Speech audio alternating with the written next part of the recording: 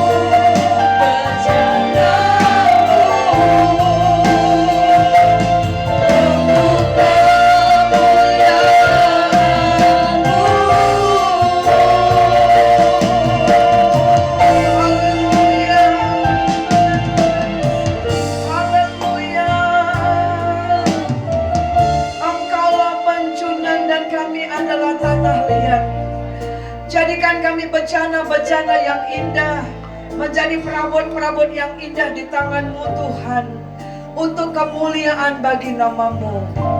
Kami mau merenungkan firman-Mu, kami mau sambut firman Allah. Kami mohon Roh Kudus, celikkanlah mata rohani kami dan telinga rohani kami. Berbicaralah, urapilah Tuhan, berikanlah pengertian yang luar biasa kepada kami pada saat ini. Dengan kasih setia-Mu, menjamah setiap orang, melepaskan, menyembuhkan, memulihkan. Di dalam nama Yesus kami berdoa dan sambut firman-Mu. Haleluya. Amin. Amin. Masih diberikan kesempatan di dalam pertobatan. Masih diberikan kesempatan untuk memulihkan hubungan yang rusak. Masih diberikan kesempatan untuk mengalami kuasa Tuhan di tengah persoalan dan pergumulan kita. Saudara yang terkasih di dalam nama Yesus, tema kita pada bulan ini adalah, kalau sebelum-sebelumnya kita diingatkan bahwa ingat saudara, waktu kita itu nggak banyak. Amin. Ya. Waktu kita nggak banyak, bahkan tinggal sisa. Sebab itu jangan waktu yang sisa ini kita melakukan, kita menghabiskan waktu, kita merespon hal-hal yang sia-sia, saudara. Amin, saudara. Ya. Memikirkan yang sia-sia, memperkatakan yang sia-sia, bekerja untuk sesuatu yang sia-sia. Karena ketika kita menyia-nyiakan waktu yang ada ini, saudara, sehingga satu waktu ketika Tuhan panggil engkau, dan akhirnya kita menyadari, wah, aku belum berbuat apapun bagi Tuhan. Karena apa yang kita sibuk-sibukkan di masa di dunia ini, semua akan kita tinggal, saudara. Nah, oleh sebab itu, karena kita tahu bahwa kita ada waktunya tinggal sedikit, tetapi di dalam masa waktu yang susah ini, jelang kedatangan Tuhan, itu pergumulan, persoalan, bahkan goncangan itu akan semakin kuat, saudara. Nah, bagaimana kita akan bisa menang di tengah pergumulan, persoalan, tantangan hidup, tapi kita tahu ini waktu yang sangat singkat. Maka tema kita pada bulan ini adalah kita harus sadar Tuhan itu panjunan, kita ini tanah liat. Amin, saudara. Dan pagi ini saya mengangkat tema di awal bulan adalah hati yang rela diremukkan. Saudara yang terkasih dalam nama Yesus, Efesus 2 ayat 10 berkata begini, karena kita ini buatan Allah, diciptakan di dalam Kristus Yesus untuk melakukan pekerjaan baik. Setiap orang yang lahir ke muka bumi ini, dari siapapun dia, saudara, tidak memandang suku, bangsa, agama, pekerjaan, status sosial. Tapi ayat ini mengingatkan kita, kita ini buatan Tuhan. Katakan, aku ini buatan Allah. Kita buatan Allah, dan dikatakan diciptakan di dalam Kristus Yesus. Semakin diteguhkan, ya. Kita ini buatan Allah, kita diciptakan di dalam Kristus Yesus untuk apa? Melakukan pekerjaan baik. Jadi kalau kita sedang melakukan pekerjaan yang tidak baik, yang tidak sesuai dengan firman Tuhan, maka saudara cepat kembali. Karena kita tahu bukan itu maksud Tuhan menciptakan kita. Amin. Ya. Bahkan dikatakan yang sudah dipersiapkan Allah sebelumnya. Sebelum kita menjadi benih di kandungan ibu kita, saudara. Tuhan sudah bilang, nanti kalau dia itu akan seperti ini, Kak Risa itu akan seperti ini, Ibu Doni itu seperti ini, ya kan? Ruth itu seperti ini, Lucy itu seperti ini. Tapi semuanya dikatakan diciptakan di dalam dia, dalam rancangannya untuk melakukan pekerjaan baik, memberitakan kabar baik, saudara. Dan ayat itu tidak stop sampai di situ. Dia katakan, Ia mau supaya kita hidup di dalamnya. Nah, kadangkala Tuhan mengizinkan kita untuk diproses. Supaya apa? Supaya destinasi Tuhan yang mulanya kita menjadi melenceng karena semakin mungkin naik jabatan, gaji semakin naik, kondisi semakin nyaman, akhirnya kita melenceng dari maksud Tuhan ketika membuat kita. Maka kadangkala Tuhan izinkan seperti Ayub untuk diproses. Kadang prosesnya itu juga nggak tanggung-tanggung, saudara. Ayub kan nggak tanggung-tanggung, saudara. Sampai minus, saudara. Tidak ada apa-apa. Sampai dia akhirnya hanya mengandalkan Tuhan saja. Tapi itu tidak juga terjadi kepada semua orang. Makanya selalu ketika kita mengalami proses hidup, cepat-cepat balik sama Tuhan. Jangan sampai kita hancur sehabis-habisnya seperti korban minggu lalu. Apakah kita harus ada di ICU baru kita bertobat? Apakah ketika kita di penjara baru bertobat? Apakah ketika kita sudah kehilangan semuanya baru bertobat? Tuhan juga nggak mau seperti itu, saudara. Tapi kadangkala harus, saudara. Nah, hari ini kita ada di depan meja perjamuan, saudara. Firman Tuhan bilang dalam 1 Korintus 11, kalau kita ada di depan meja perjamuan, ini bukan satu biasa-biasa, satu rutinitas. Tapi kita akan mengerti apa maknanya, kenapa Yesus harus mati di kayu salib. Dan saya ingin bertanya kepada saudara, ketika Yesus melakukan penebusan dosa di kayu salib, apakah dia datang ke dunia ini, gitu datang langsung dia naik ke kayu salib? Berapa lama dia memulai pelayanannya? Setelah umur 30 tahun. Dan apakah dia mengalami kebaikan di dalam masa kehidupannya, saudara? Gimana? Tidak, saudara. Yesus pernah nangis? Pernah? Pernah galau hatinya? Kapan itu? Tahu ayatnya? Harus tahu. Waktu dia melihat saudaranya si Lazarus ya meninggal, dikatakan galau hatinya, saudara. Dia menangis, saudara. Takut. Ketika dia ada di kayu salib, dia juga merasa, aduh, aku berpisah kepada ibuku. Nah, makanya dia katakan, Yohanes ini ibumu, ibu inilah anakmu. Dia pernah mengalami kesedihan yang berat enggak, saudara? Oh, pernah. Dia pernah dikhianati? Pernah diludahi? Pernah ditikam? Saudara pernah ditikam? Mari kita akan baca kitab Yesaya, ya. Yuk. Mari kita akan baca Yesaya 53. Silakan, boleh ditampilkan. Supaya kita akan mengerti kenapa kita harus setiap saat untuk mengingat karya Yesus di kayu salib. Kenapa dikatakan Ibrani 12 ayat 3? Ingatlah selalu akan Dia yang dengan tekun menanggung semuanya itu, supaya kamu jangan menjadi lemah dan putus asa. Apa kaitannya lemah dan putus asa dengan mengingat karya Yesus di kayu salib? Mari kita akan buka dalam kitab ini, saudaraku, Yesaya 53 mulai dari ayat yang ke-1 sampai dengan ayat yang ke-7. Kami undang kita akan bangkit berdiri. Siapakah yang percaya kepada berita yang kami dengar? Dan kepada siapakah tangan kekuasaan Tuhan dinyatakan?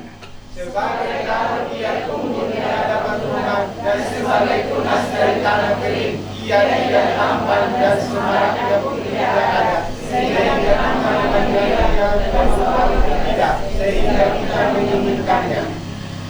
Ia dihina dan dihindari orang, seorang yang penuh kesengsaraan dan yang biasa menderita kesakitan.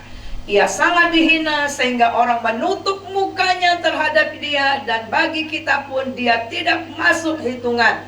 Tetapi sesungguhnya penyakit kita yang ditanggungnya, dan kesengsaraan kita yang dipikulnya. Padahal kita mengira dia kena tolak, dipukul dan ditindas rata.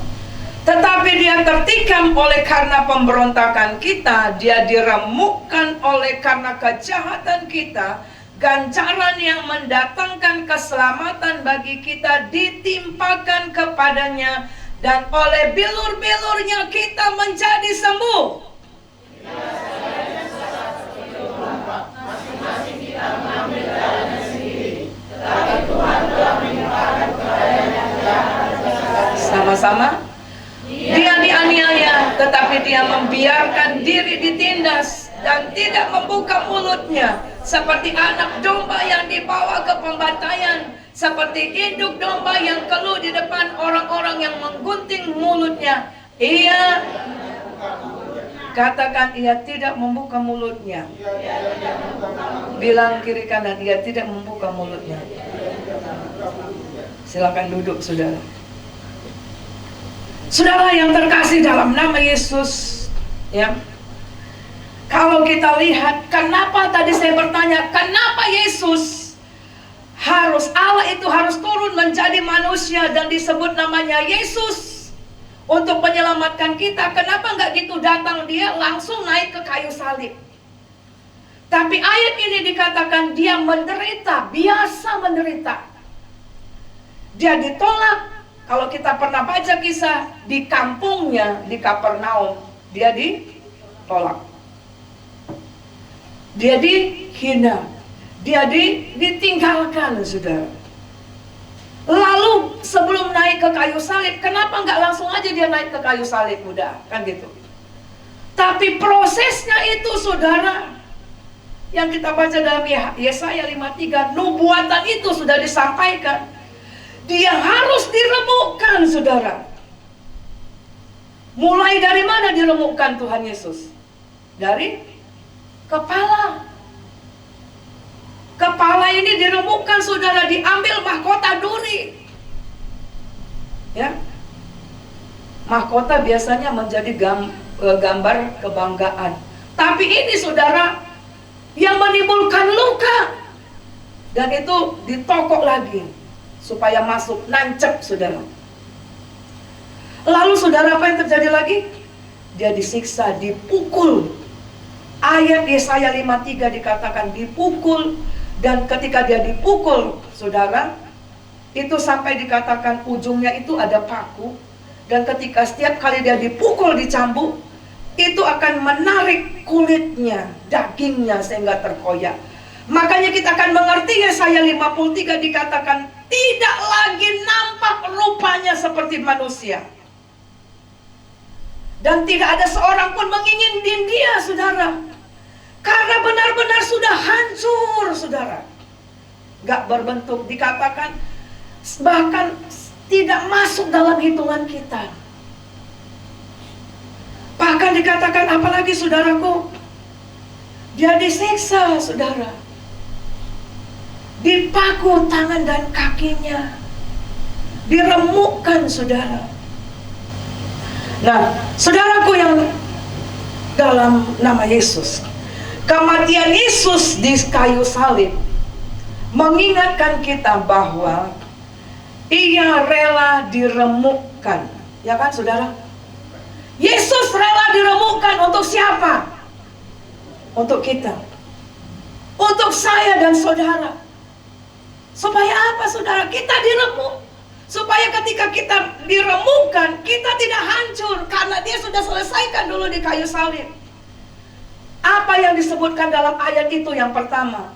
Yaitu dikatakan semaraknya tidak ada lagi.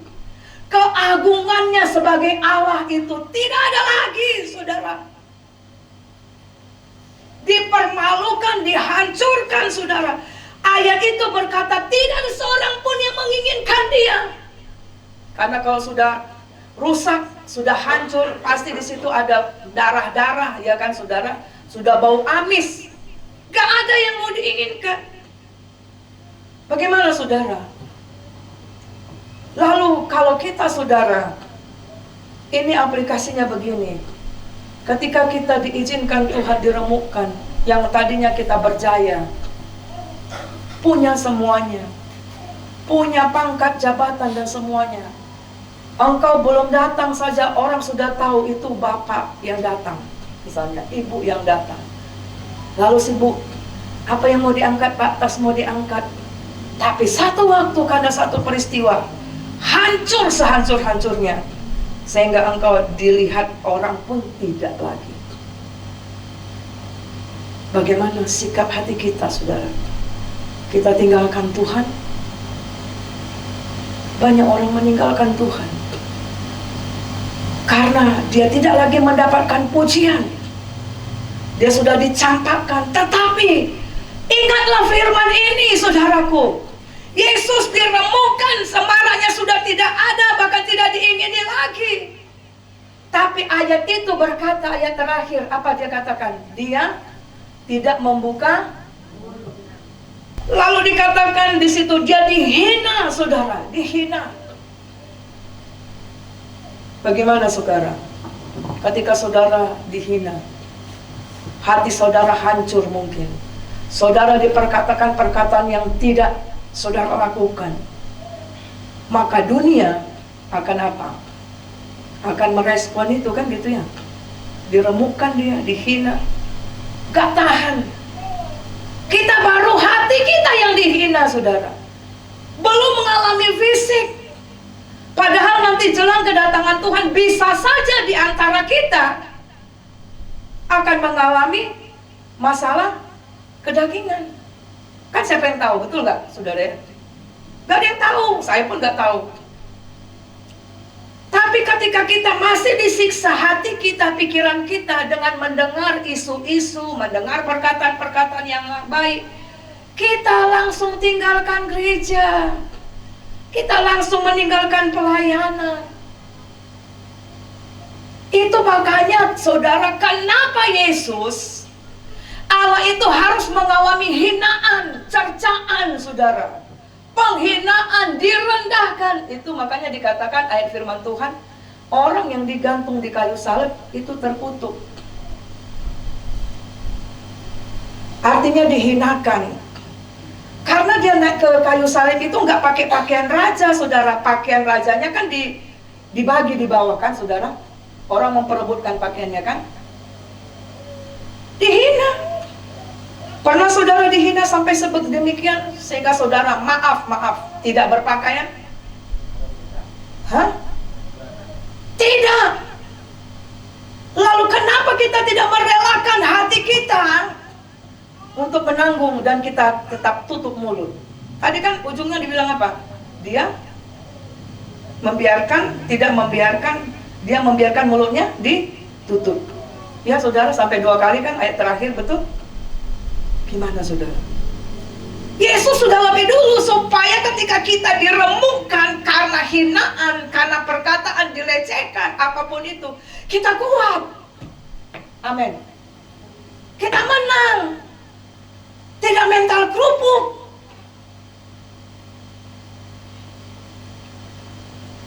Kenapa?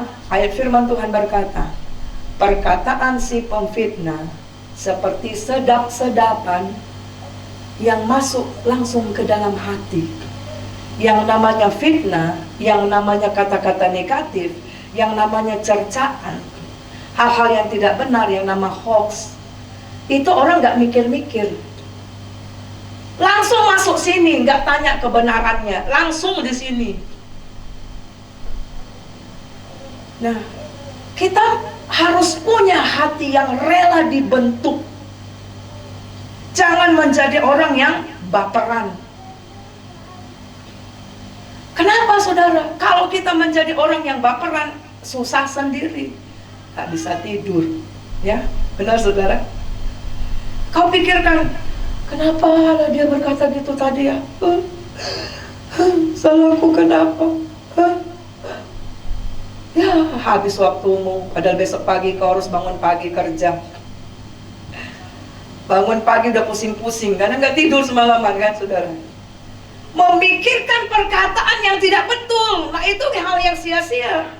Bulan lalu kita belajar, waktunya sudah sangat singkat. Ngapain kita merespon hal-hal yang membuat kita jauh dari Tuhan? Sama-sama katakan, aku harus punya hati yang rela dibentuk, diremukkan. Amin. Lalu dikatakan rela diremukkan dalam penderitaan dan kesengsaraan, saudara. Penderitaan dan kesengsaraan. Apa penderitaan dan kesengsaraan? Masing-masing kita punya penderitaan dan kesengsaraan. Ada yang menderita karena ulah anaknya. Ada yang menderita sengsara karena suaminya, karena istrinya, karena tetangganya, banyak karena. firman Tuhan, berbahagialah kamu kalau kamu dianiaya karena namaku. Kalau kita tetap hidup dalam kekudusan, tapi kita diizinkan untuk menerima dan sengsara, relakan hati kita diremukkan. Kenapa? Nanti kita belajar. Itu makanya Yesus itu diremukkan dengan menderita, saudara. Bukan hanya hatinya, pikirannya yang dihina, dicerca, dicambuk, saudara. Ditolak oleh teman sekampungnya, saudara. Diejek, oh taunya aku itu kan bapaknya tukang kayu itu, si Yusuf. Kan orang miskin, ya kan? Nah, saudara, gimana kita, saudara? Lalu dikatakan di sini, dikatakan karena penyakit kita lah akhirnya terjadi bilur-bilur. Bilur-bilur itu artinya bekas-bekas luka. Biram-biram. Biram-biram kalau orang dipukul itu kan ada bekasnya, ya. Ada luka-lukanya yang mendalam sampai berdarah. Dia rela diremukkan, kenapa? Untuk menanggung penyakit kita. Bagaimana, saudara? Berikan hatimu rela diremukkan kalau kita diizinkan mengalami penyakit. Setiap orang ketika masih hidup, pasti yang namanya penderitaan, kesengsaraan, hinaan, kemudian semarak itu, penyakit, pasti akan pernah dialami. Tetapi ada bedanya orang yang di dalam Tuhan dengan tidak. Amin, saudara. Karena kita akan bisa menang menghadapi semua karena Yesus telah melakukan itu bagi kita. Sehingga ketika kita mengalami hinaan, cercaan, penderitaan, kesengsaraan, semarak kita dihina, kita tidak diinginkan, orang berkata yang tidak baik, saudara, tapi kita bisa tetap tegak berdiri karena Ibrani 12 ayat 3. Kita mengingat Yesusku, Allahku, Bapakku sudah lebih dulu melakukan buatku. Artinya dia mau aku berkemenangan. Ada kuasa ketika aku mengingat dia di kayu salib bagiku. Lalu kita lihat pukulan-pukulan, penindasan, ditikam, saudara. Dalam pergumulan persoalan kita belum sampai kepada ditikam. Tapi memang ada ayat firman Tuhan, kata-katanya pedas seperti pedang. Tetapi saudara, kita harus belajar untuk menjadi umat yang pemenang. Relakan hati kita diremukkan. Juga ketika kita mengalami penindasan apapun itu. Dan ketika kita alami, kita coba baca kembali lagi ayat itu. Ayat yang ke-7, Yesaya 53 tadi. Silakan. Yuk sama-sama 1-2 ayat. Dia dianiaya, tetapi dia stop dulu. Dia dianiaya, dia dihina, dia dicerca, dia ditikam, dia tidak diinginkan. Tapi lihat ayat itu. Dia membiarkan diri. Artinya merelakan hatinya, hidupnya untuk dibentuk sesuai dengan rancangan Tuhan. Walaupun dia adalah Allah, tapi ketika dia mengalami 100% sejarah manusia, dia membiarkan dirinya untuk diremukkan sampai tidak berbentuk dan tidak diingini orang. Itulah yang Tuhan mau bagi kita, gerejanya Tuhan. Karena ada ayat firman Tuhan bilang apa? Jadilah kamu sempurna sama seperti Bapamu adalah sempurna. Membiarkan. Langsung kita baca. Dan apa? Tidak membuka mulutnya. Dia tidak menyalahkan Tuhan. Kenapa Tuhan? Aku harus menanggung keselamatan ini dengan cara gini. Kadang-kala kita juga begitu. Makanya saya selalu bilang ketika kita mengalami persoalan mungkin yang bertubi-tubi, satu hal yang tidak perlu engkau tanya adalah jangan tanya mengapa. Karena ketika engkau tanya mengapa, maka ada satu sisi kita membenarkan diri, lalu di satu sisi yang lain membuat kita menjadi lemah, saudara.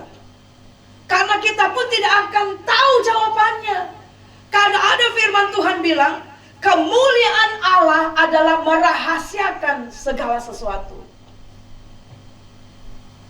Memang kita dikatakan firman Tuhan, tidak ada seorang pun yang dapat menyelami karya Tuhan di muka bumi ini. Jadi jangan tanya mengapa. Tapi sadarlah kita ini adalah tanah liat. Dan dia adalah penjunannya, kreatornya, penciptanya. Makanya dia katakan membiarkan diri. Jadi ketika kita sedang diproses, katakan, Ibu Tangkang selalu bilang, suka-sukamu Tuhan.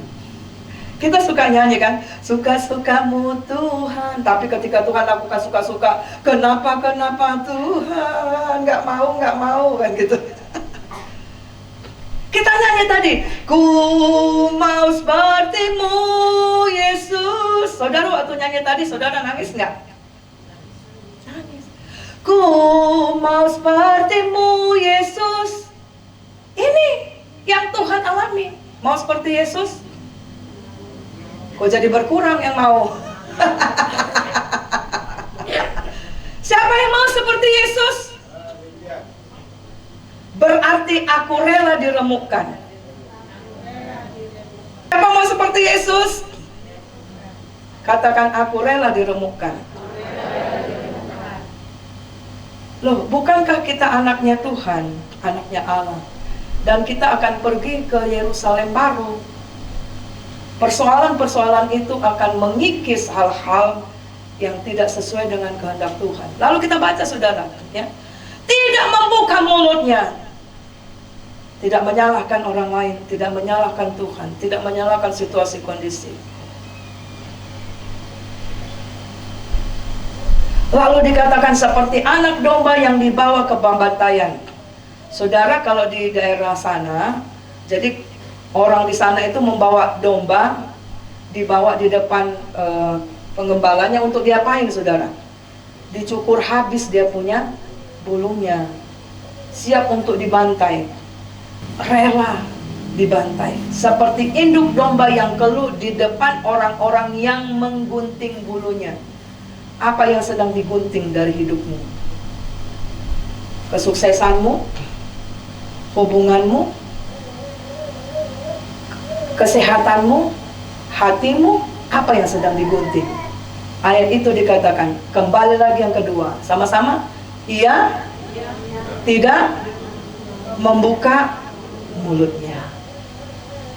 Tadi pagi dalam ibadah pagi online, firman Tuhan berkata begini, kalau ada orang yang menganggap dirinya beribadah tapi tidak mengekang lidahnya, sebenarnya dia menipu.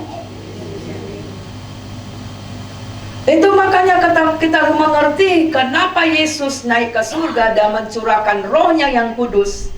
Lalu apa yang diupahkan orang yang dipenuhi Roh Kudus? Tandanya yaitu lidahnya berkata-kata dengan bahasa baru. Karena lidah ini kalau tidak dikuasai kerajaan Allah oleh firman Allah, Yakobus berkata digerakkan oleh api neraka. Itu Yakobus pasal 3 saudara. Nah, mari kita akan baca selanjutnya Mazmur 119 ayat 71 saudara. Saudara, inilah yang dimaksud ditindas, ya. Kita tidak bisa bergerak. Kita tidak punya pilihan. Kita tidak tahu apa yang harus kita lakukan. Ini berbicara secara jasmani maupun rohani. Tapi mari kita baca Mazmur 119 ayat 71. Yuk kita baca. Bahwa aku tertindas, itu baik bagiku supaya aku. Nah, saya mau ini jadi ayat hafalan saudara. Ya, yuk sama-sama kita katakan satu dianya. Bahwa aku tertindas, itu baik bagiku supaya aku belajar. Kalau kita tidak pernah merasa sakit saudara, kita tertindas oleh penyakit, bagaimana kita akan bisa menyaksikan bahwa bilur-bilur Yesus itu menyembuhkan kita? Kalau Kalau kita tidak pernah merasa gak lapar, saudara, bagaimana kita akan mengatakan Yesus Yehova Jireh, Allah yang mencukupkan? Sehingga kita akan menghargai makanan. Tapi kalau berlimpah-limpah, kita tidak akan menghargai makanan, saudara. Ya kan? Betul nggak?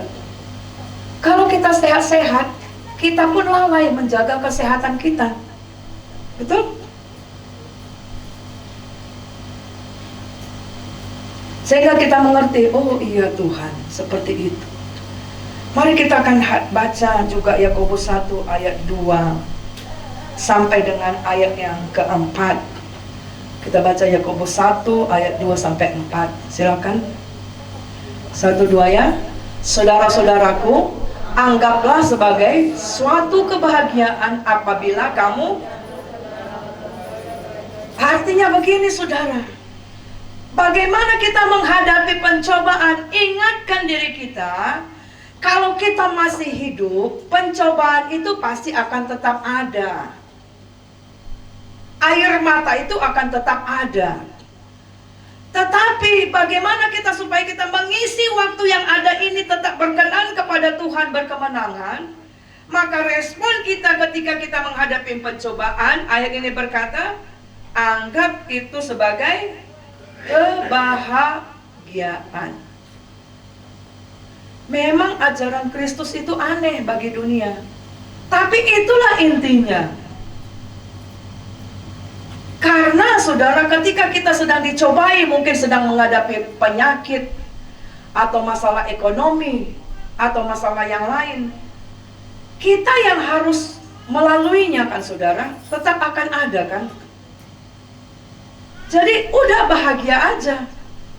Kalau kita punya suami, punya istri, punya anak, punya menantu, punya cucu, punya ipar, berarti kita akan siap menghadapi pencobaan dari mereka semua. Gimana? Ada yang berdoa kan, saudara kan berdoa untuk menikah. Ya, kita berdoa buat anak kita menikah. Anak muda siap untuk menikah kan?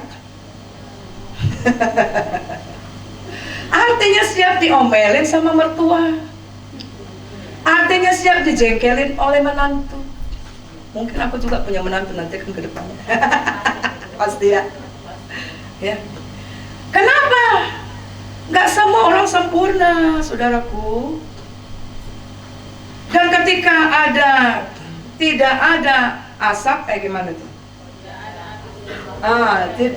Tidak ada asap kalau nggak ada api. Pertengkaran itu karena ada juga bagian kita di situ. Tapi masalahnya kita menganggap bukan karena aku. Itu masalahnya. Seperti si Adam dan Hawa kan. Kalau Adam tidak menerima dari si Hawa, bisa dia jatuh dalam dosa? Kan enggak. Kenapa dia nggak bilang, weh, kenapa kau Hawa gitu? Tuhan sudah bilang.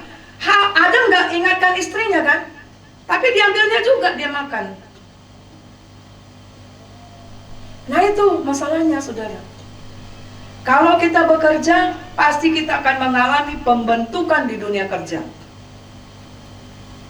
Jangan bilang kalau saudara berdoa buat anak saudara sudah bekerja, aman-aman dunia kerja. Siapa bilang? Pekerjaan apapun ada resikonya. Ada orang yang sirik. Bukan harus saudara berbuat jahat. Tapi saudara berdoa, anakku mau kerja. Gimana, betul? Artinya siapkan juga dia menghadapi masalah di tempat kerja. Saudara kerja bagus-bagus, tapi orang lain dipromosikan.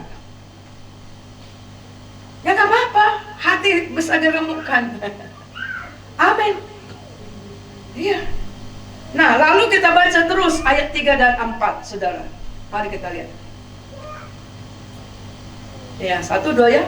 Sebab kamu tahu bahwa ujian terhadap imanmu untuk menghasilkan ketekunan. 4. Dan biarkanlah ketekunan itu memperoleh buah yang matang, supaya kamu menjadi sempurna dan utuh dan tak kekurangan.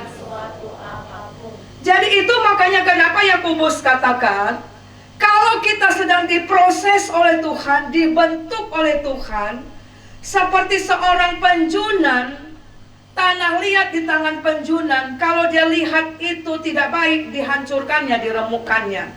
Dia bentuk yang baru. Maka kita, saudara, harus apa dikatakan itu? Anggap sebagai suatu kebahagiaan. Karena kita tahu ayat 3 dan 4 dikatakan akan menghasilkan buah. Pencobaan proses yang sedang kita alami itu buahnya untuk kita, saudara. Supaya kita akan menjadi tekun, supaya kita akhirnya menjadi sempurna dan tidak kekurangan satu apapun.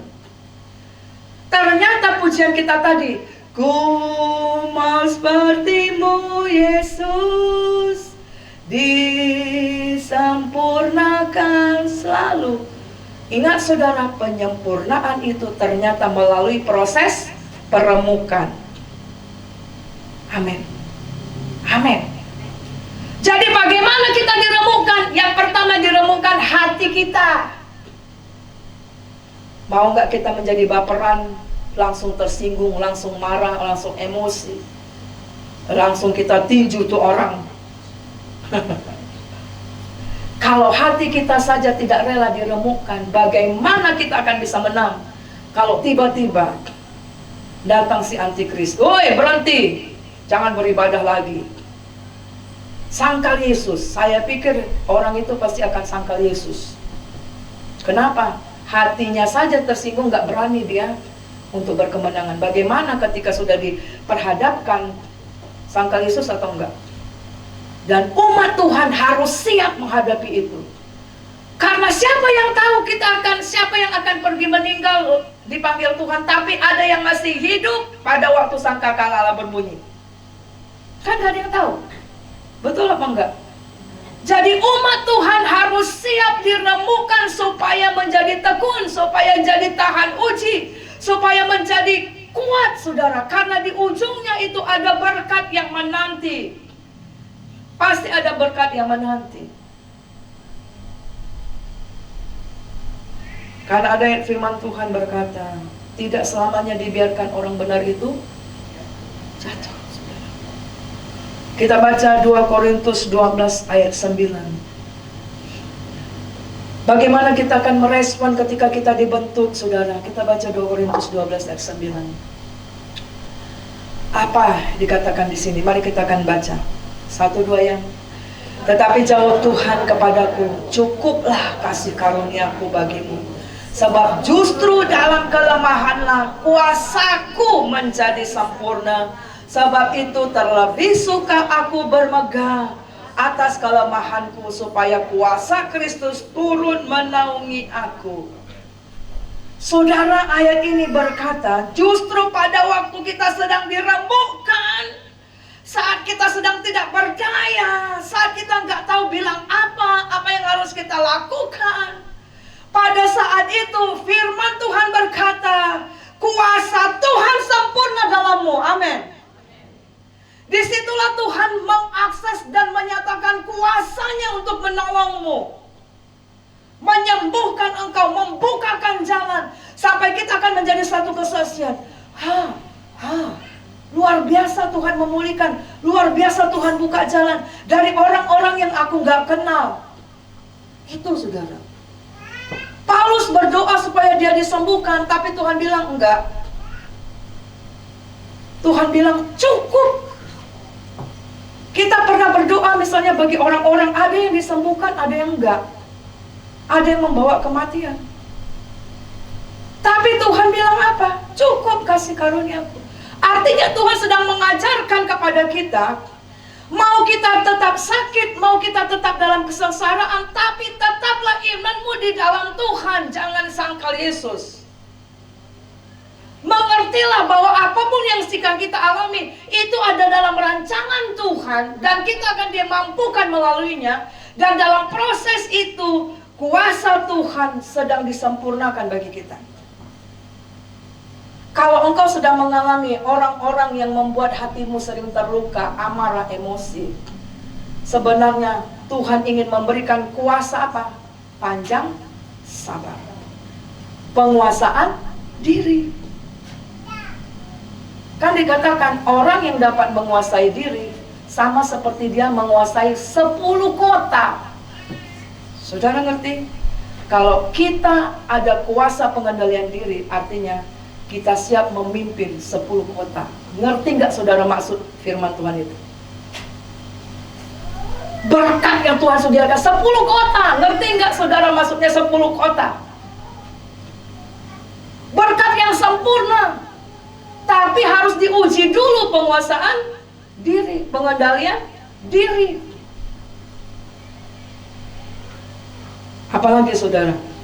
Saudara kan bisa sebutkan yang lain.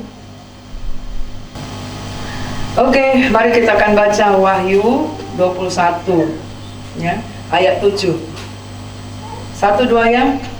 Barang siapa menang, ia akan memperoleh semuanya ini, dan aku akan menjadi Allahnya, dan ia akan menjadi anakku. Saudara, ayat firman Tuhan ini mengingatkan kita di dalam Wahyu 2 dan ayat 3, Wahyu pasal 3, bahwa kepada setiap gereja, kita kan gereja Tuhan juga, selalu di ujungnya dikatakan apa? Barang siapa menang. Kalau ada perkataan barang siapa menang, itu berarti apa saudara? Kalau ada dikatakan barang siapa menang, berarti ada peperangan, ada tantangan, ada ujian.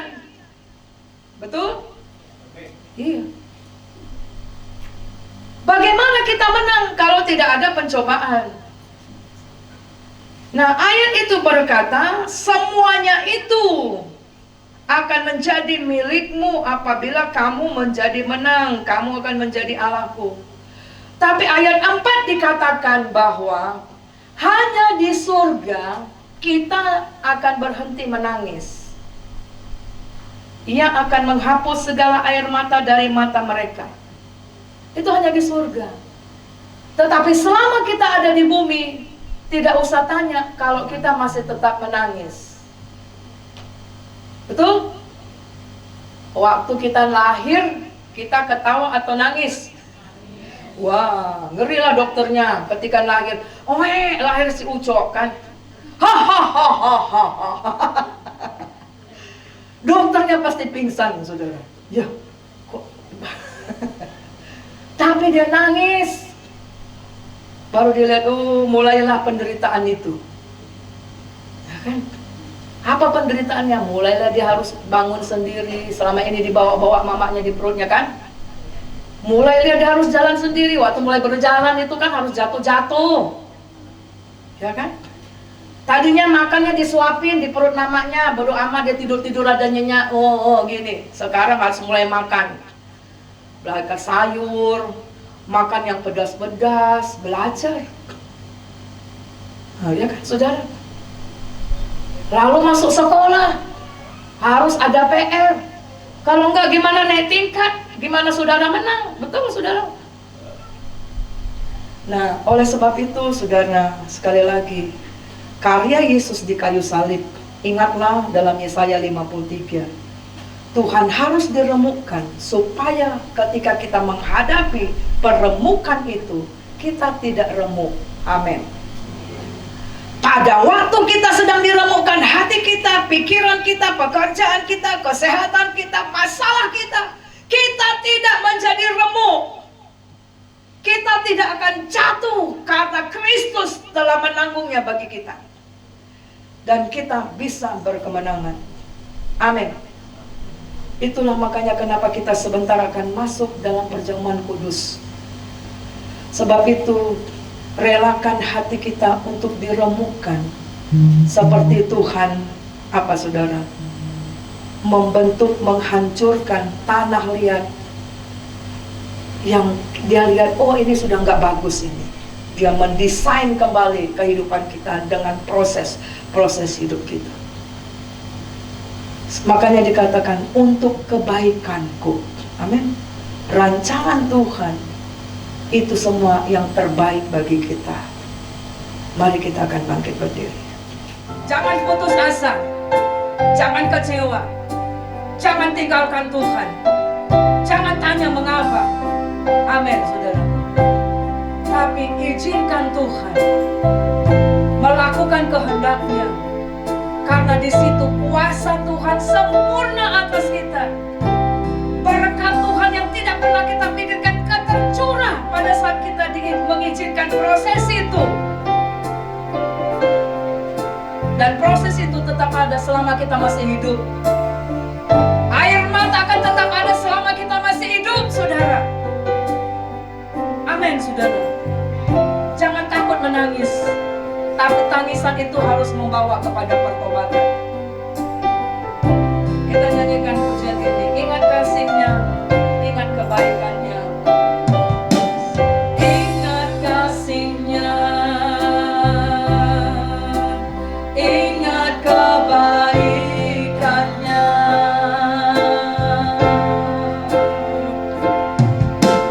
Dan anugerah-Nya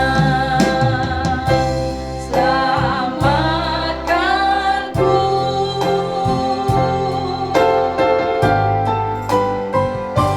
Sebab kasih-Nya setinggi langit, kasih setia Allah pada kita.